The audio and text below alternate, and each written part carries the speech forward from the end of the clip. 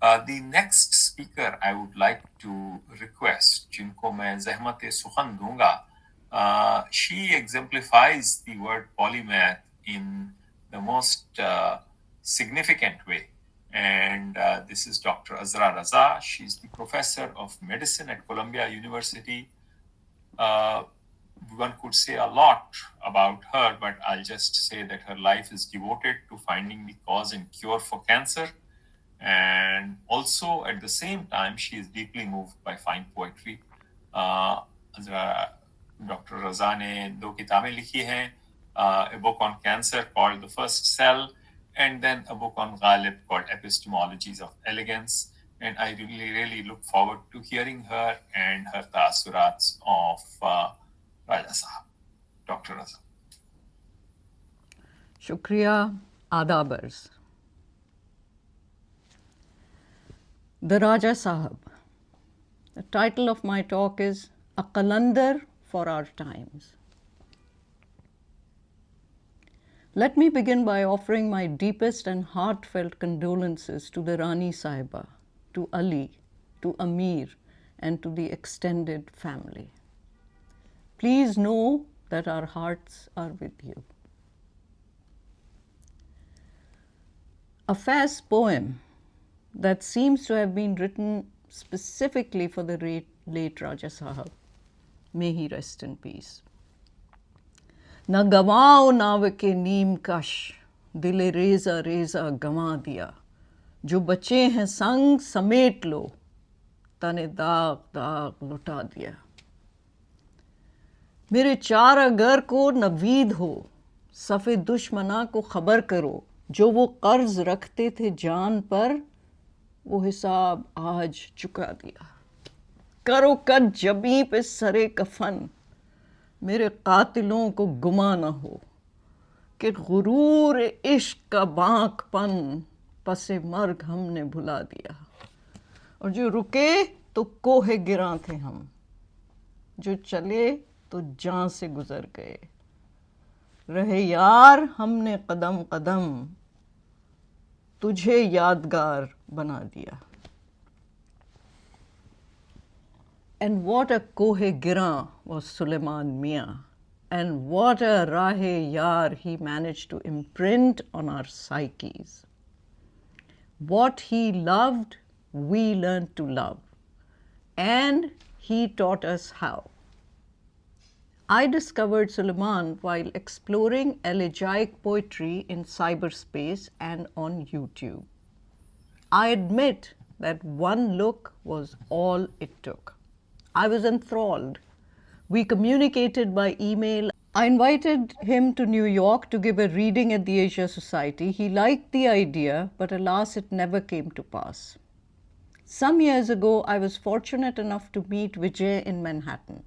And then last year, their son Amir in London. But it will be a lifelong regret that I never met Suleiman in person.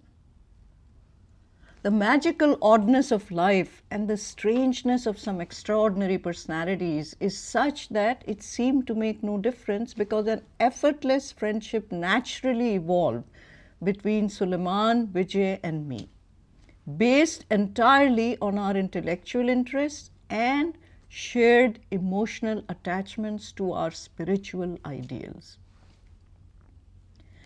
Given the family that he was born into and the timing of his birth at a critical turn in the history of the subcontinent, Suleiman had a most peculiar challenge to face. He found himself straddling the crossroads of past grandiosity, rubble of the present, and an unknown future. He witnessed religious persecution and faced political oppression for most of his adult life. Yet Suleiman found a startlingly ingenious solution to conduct his life on his own terms, with the continuous and clear intent of looking for and finding pearls in the rubble. His eyesight was informed by a deep insight in a way which equipped him with a remarkable vision. तेरा ये कौल आयते कुरान से कम नहीं, और हो चश्म वा तो सहरा गुलिस्तान से कम नहीं. When my daughter Shehrazad was around 10 years of age, I gave her one of my favorite books to read, and she became as obsessed with it as I am and rereads it regularly. It is a thin volume, Voltaire's novel Candide, full of marvelous stories as the young and naive hero Candide stumbles from one misadventure to the next, and finally concluding with the famous last sentence of the book that we can only and we must cultivate our own garden. When Candide was published, Voltaire was living in exile on the Franco-Swiss border. Within this retreat, he designed and cultivated an actual garden where he could enjoy affable manners, simple living, and a culture of the mind. The careful cultivation of this personal garden is what leads to a life of deep, emotionally rich meaning. And of course, there can be no end for this cultivation. As Ghalib points out, आराइश Jamal से फारिग नहीं हनूज, अरे पेशे नज़र है आईना दायम नकाब में.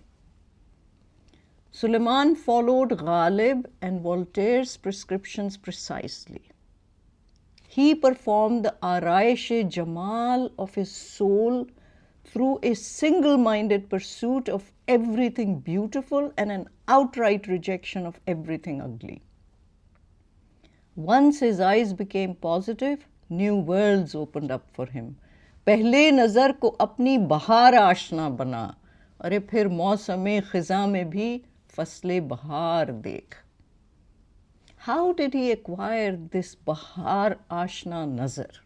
How did he manage to face the ghastly trials and tribulations life threw at him, and yet, instead of becoming bitter or cynical, remain astonishingly wholesome, capable of enjoying the finer things in life, appreciate beauty in every encounter, become a connoisseur of poetry, a living emblem of decency and civility?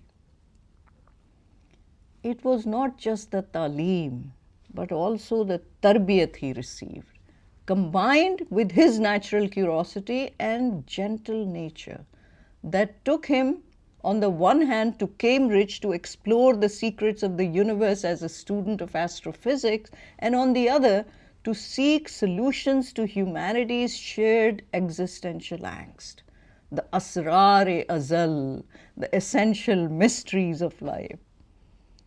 He could hold such wildly different interests and face some of the most crushing legal encounters because he had acquired a solid inner life.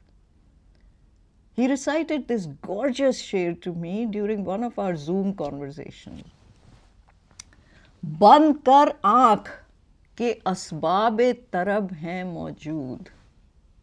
So beautiful. बंद कर आँख के असबाब तरब हैं मौजूद, नशा है नशा, न साक़ी है न पैमाना है. I say what gave him the necessary courage and resilience to conduct himself with unparalleled grace was a certain dard-e-dil.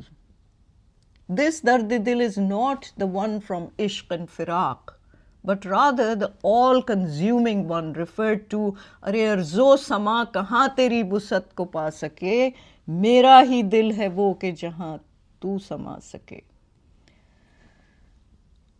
Our poets have competed and outdone each other regularly in devising novel ways of expressing extreme dard, gham. For example, saying, खून के आंसू रोना, tears have turned into drops of blood from the extreme dard. Of course, Ghalib, the grand master, goes further. He thinks about the mysterious, cryptic, hidden virtues that only manifest themselves when stimulated or disrupted by an external force. Our hearts can bleed, but only when broken, the same way a stone will give out a shudder or a spark, but only when smashed. In a marvelously abstruse twist, Ghalib imagines what would happen if the heart was made of stone. When struck, the pain would be so deadly that instead of giving out a spark, the stone would bleed unstoppably. रगे संग से टपकता वो लहू के फिर न थमता, जिसे गम समझ रहे हो ये अगर शरार होता. The point is that one must develop and nurture a certain detachment from material possessions and even from one's ego. But where and how do you find the source for this? Allama Iqbal tells us where. तमन्ना दर्द दिल की हो तो कर खिदमत फ़कीरों की, नहीं मिलते ये गौहर बादशाहों के खजीनों में. Faqiri is derived from the word faqr. And Suleiman went to the primeval source of faqr, to the ultimate guide, the one who annihilated everything in the presence of the divine. Yes, Suleiman found an integrity of the soul by disintegrating himself within the tragedy of Karbala.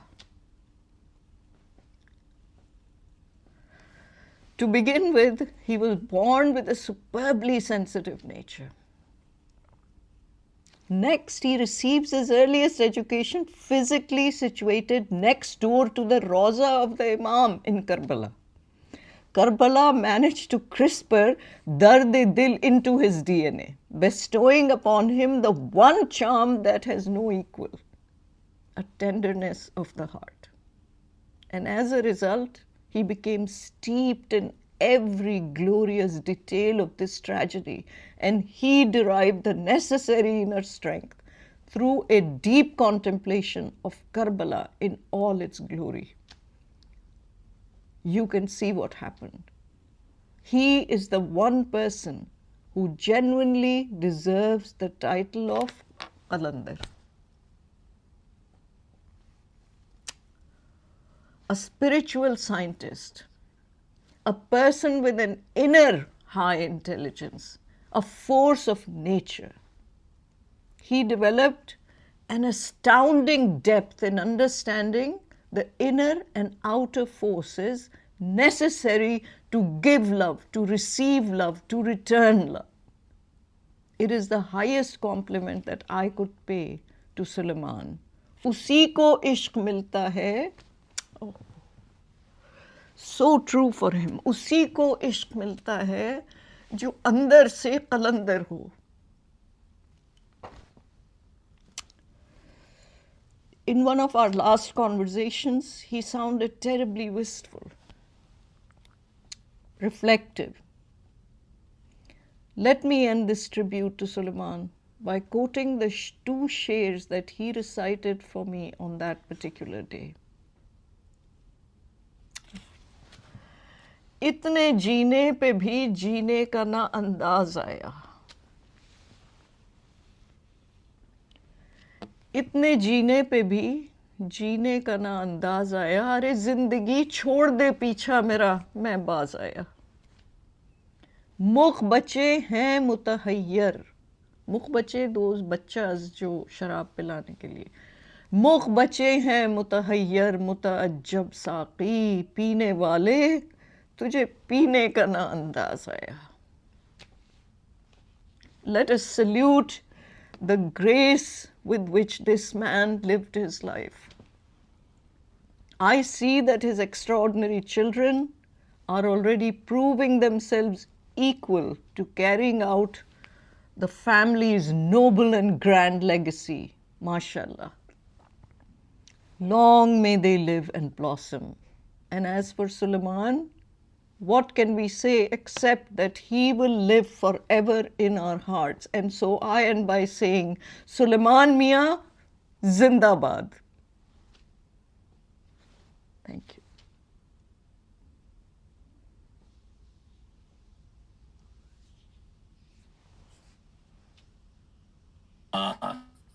बहुत ही evocative और heartfelt और personal tribute दिया है राजा साहब को. हैरत की बात है कि आप लोगों में इतने क्लोज रवाबित थे, उसके बावजूद आप कभी मिल नहीं सके, लेकिन बहरहाल उनकी तस्वीर मेरी निगाह में तो जिंदा हो गई और मैं आपका नहायत मशहूर हूँ कि आपने ये किया। अब मैं And I also want to say, by way of connecting to what you said, the tribulations of Raja Sahib are, in a way, the tribulations of the Indian Muslim right now. And when the history of the citizenship rights of Indian Muslims is written, this will be a chapter. One does not know what kind of a chapter it is because the chapter is still being written, but certainly we will say that, in a manner of speaking, he fought the good fight.